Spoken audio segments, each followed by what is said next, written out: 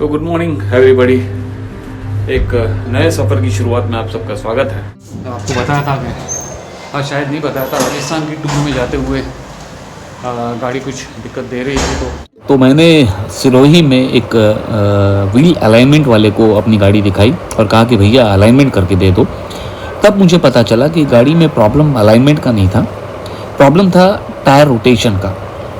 होता यूँ है कि 15,000 किलोमीटर गाड़ी चलने के बाद आपको टायर रोटेट करने पड़ते हैं, मतलब कि पीछे के टायर आगे और आगे के टायर पीछे, जबकि मुझे कंपनी ने इस बारे में कुछ नहीं बताया था।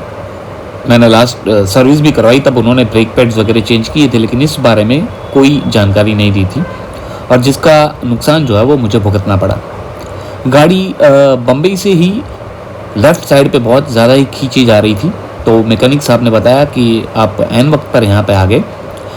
उन्होंने मुझे किसी तरह का जुगाड़ करके थोड़े बहुत टायर रोटेट करके गाड़ी बम्बई तक ले जाने लायक करके तो दी, लेकिन इमीडिएटली गाड़ी में टायर चेंज करना बहुत ज़रूरी था।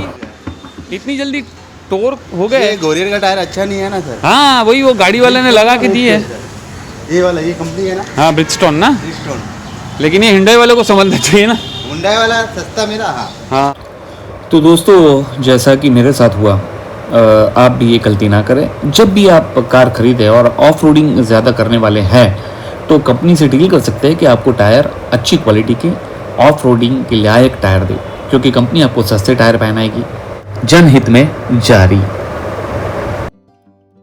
तो बस निकल पड़े हैं हम एक नई सफ़र पर। ऐरावत खुश है क्योंकि उसके चारों पाँव यानी कि चारों टायर नए हैं।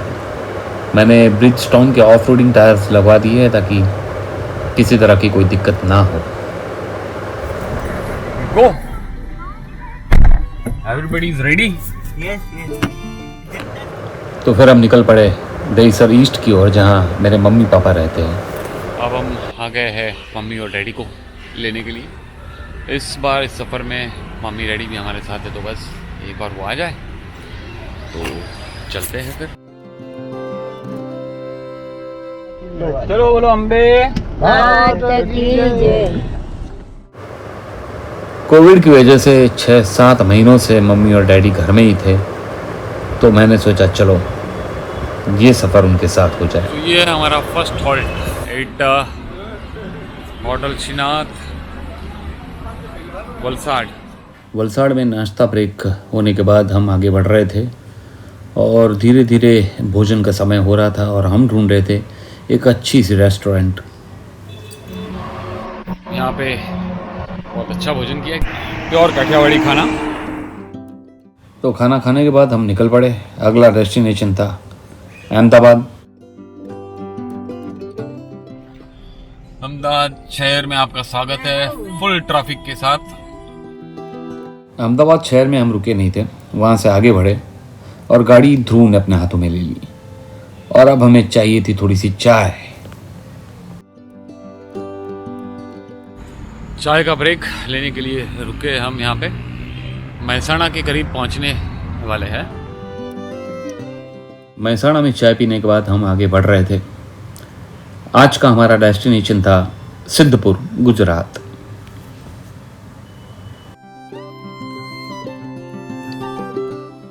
और शाम ढलते ही हम पहुंच चुके मेरे ससुराल पक्ष की कुलदेवी माँ शक्तांबिका के द्वार।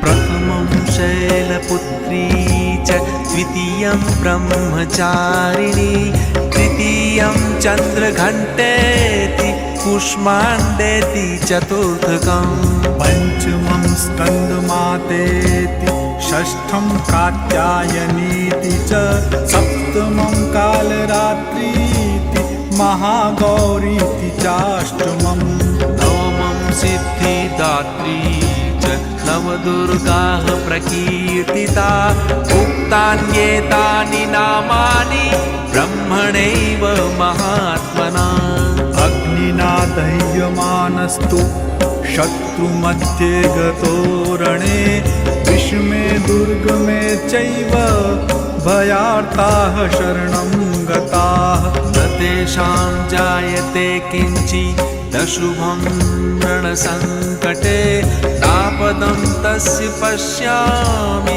शोकदुःखभयं नहि यैस्तु भक्त्या स्मृतानूनं तेषां वृद्धिः प्रजायते ये त्वां स्मरन्ति देवेशि रक्षसे तान् संशयः।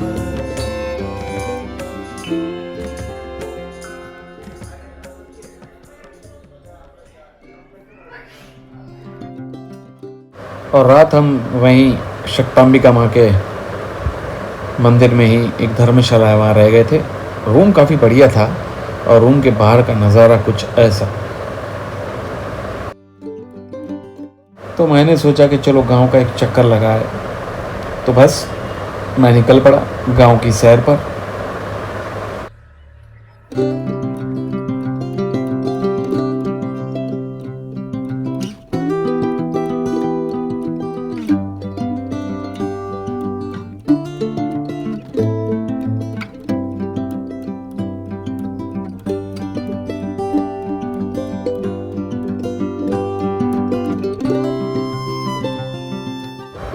गांव के बाहर एक छोटी सी दुकान के आगे झाड़ू लगाता हुआ एक लड़का मुझे दिखा, तो मैंने सोचा उससे बात करें। पढ़ाई करता है और सुबह सुबह अपनी ये दुकान भी संभालता है। तो पीयूष के साथ कुछ गांव के बारे में भी बातें करेंगे हम लोग। मैं जानू छे मुंबई जवानों मन नहीं थતું ना, नहीं ना જરાય અહીંયા સરસ ઘરબર બધું બરાબર વ્યવસ્થિત છે ને। तो पीयूष से गुजराती भाषा में हुए इस वार्तालाप का सार कुछ ऐसा है कि उसे अपना ये गाँव पसंद है, उसे मुंबई जाने की कोई इच्छा नहीं है। वहाँ भी पढ़ाई सब कुछ ऑनलाइन चल रहा है, टीचर्स वगैरह सब ऑनलाइन आते हैं और बहुत मज़े से कट रहा है इनके दिन गांव में।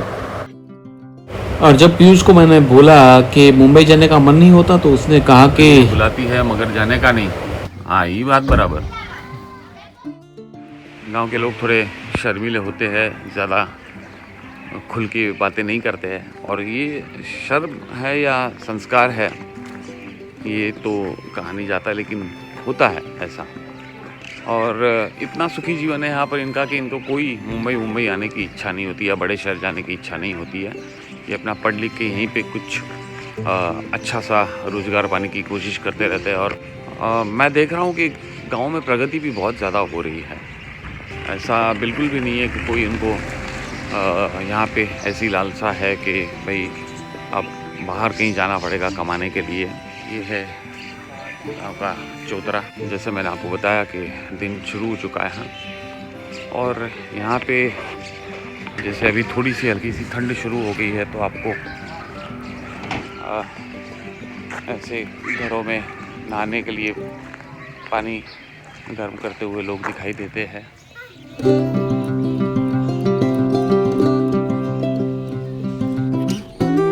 तो बस गांव के इस छोटे से दौरे के बाद मैं वापस धर्मशाला पहुंचा। सारे लोग अगले डेस्टिनेशन जाने के लिए तैयार थे, मैं भी तुरंत तैयार हो गया। माँ शक्तांबिका के दर्शन किए और निकल पड़े एक नई सफ़र, एक नए डेस्टिनेशन पर।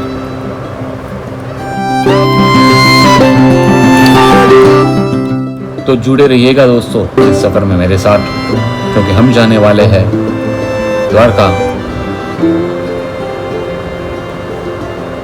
सोमनाथ, कष्टभंजन देव और हाँ बाबा गिरनारी। और आपको दिखाएंगे हाल ही में खुला एशिया का लॉन्गेस्ट रोपवे जो गिरनार पर्वत की ओर ले जाता है।